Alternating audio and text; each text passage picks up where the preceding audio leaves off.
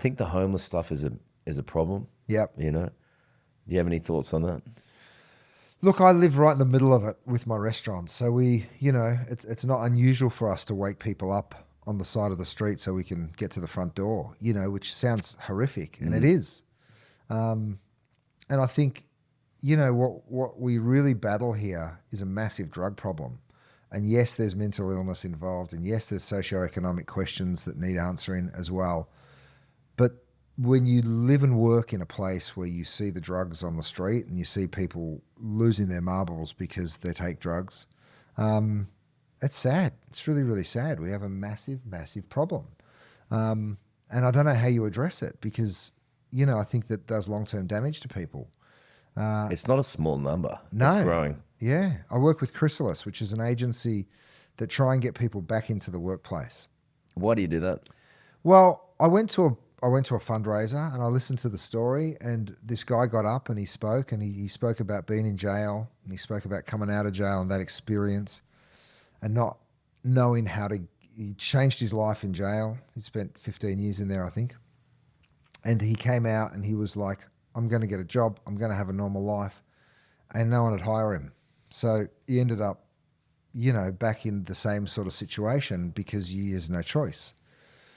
And then he found Chrysalis, and Chrysalis kind of got him back into the workforce. And they'll give you your first job cleaning up the side of the road, and they have contracts with the city to do it. But then they try and place them in industries where people need entry-level jobs. And as I was sitting there listening to it, I was like, God, it's hard for me to keep a dishwasher, because when you find someone that's willing to wash dishes for 12 hours a day and be literally up to their elbows in soap suds all day long, it's not glamorous, but if there's people out there that genuinely want a second start in life, maybe I could do it. So I hired my first guy, Daryl. He still works with me. He's a great guy. He's been with me for 13 years. And I've met some really incredible human beings through it. We've hired 40 of their clients. And you hear the same story on repeat, and they're really sad stories. These kids grow up with not much going on in their life. And I've heard that story many times, whether the older brother was a drug dealer or the mum was a prostitute or whatever it was, and no one took them to school, so they didn't get an education. So then they end up just falling into crime, and it was not until they sort of reach adulthood that they try and find something better.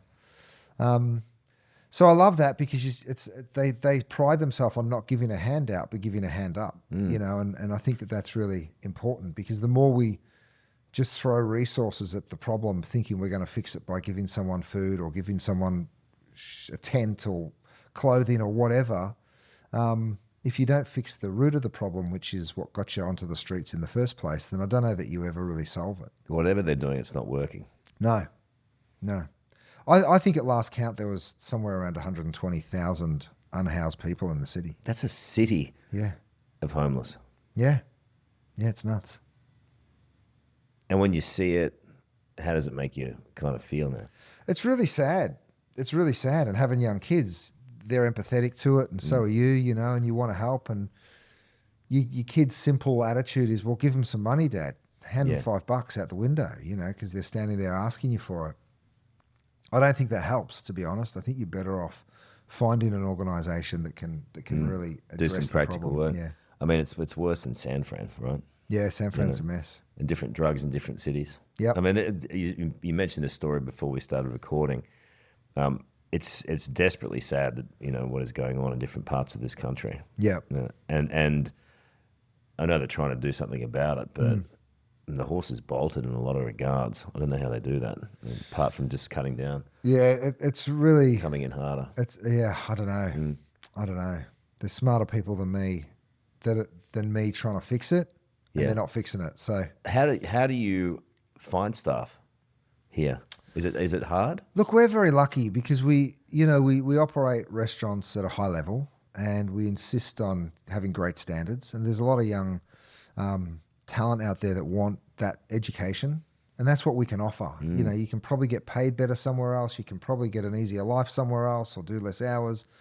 But we really pride ourselves on giving people an incredible education in the industry. And hospitality to me is a very beautiful thing. there's a lot of people that think, oh, well, it's just been a waiter or it's just been a cook or whatever. My dad was one of them. But, I think that to me, taking care of people is really special. And hospitality is a beautiful thing.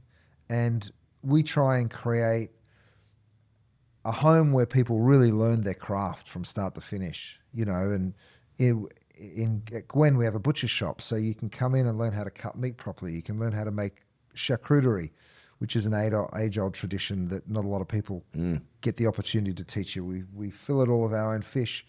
We make literally everything. We make our breads, we make our ice cream. And I think that like as the industry becomes more and more de-skilled, we have something that's even more bright. So we're very lucky with our talent. We've got an incredible team. It's hard to AI a restaurant, isn't it? It is. Yeah. Is that a challenge moving forward?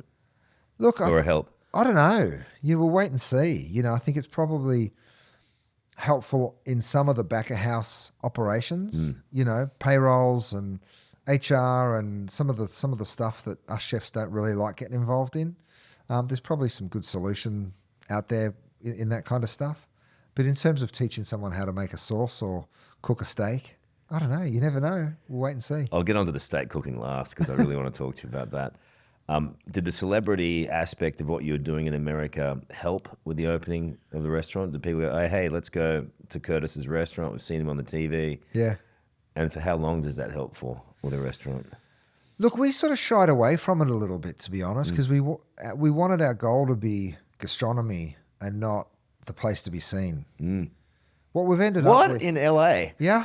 Come on, bro. Well, no one believes that. We opened a 24-seat restaurant. We didn't have a sign on the door. We didn't have valet parking out the front, but it was a 10-course menu, which again is restrictive. So if you think about if your goal is to attract the actors and the actresses into the restaurant, making them eat a 10-course menu where they don't get to choose anything. And making them park. And making them park in a parking lot, that's abstract for LA. And a lot of people were like, you're out of your mind. But I really didn't want it to turn into a circus. And it was tiny, so it was never going to. Look, Gwen's very different because Gwen's right in the middle of Hollywood. And yeah, we get all the big celebrities come in there for dinner and they love the joint. But it's still about food. It's still food first. It's still delicious, has to come first. The celebrity aspect of this town... I mean, I was telling someone the other day that we went to Medeo and Leo was in there and did accost him in the toilet. That's a strange place to approach him. What did he say? I think he's a strange guy to approach it in any regard. But hold on, you approached him in the bathroom. Was he mid-flight? What was happening? No, he kind of came out of the cubicle with his hat down, and I said, "Yo, I've got a mate, James, who and he thinks you're a great guy." And he goes, "Okay, James. Who's James?" And I said, "Oh, James Packer, a friend of mine from Australia." And he goes, he sort of moved and he goes, "Hey, you tell him I said good. He's a great guy. He's a great guy." And then he just shuffled out. It was like, where did I come up with that stupid thing to say? It's like, when dudes say something to a girl and they go, "No." Why'd I do that? I caved under the pressure. I started sweating.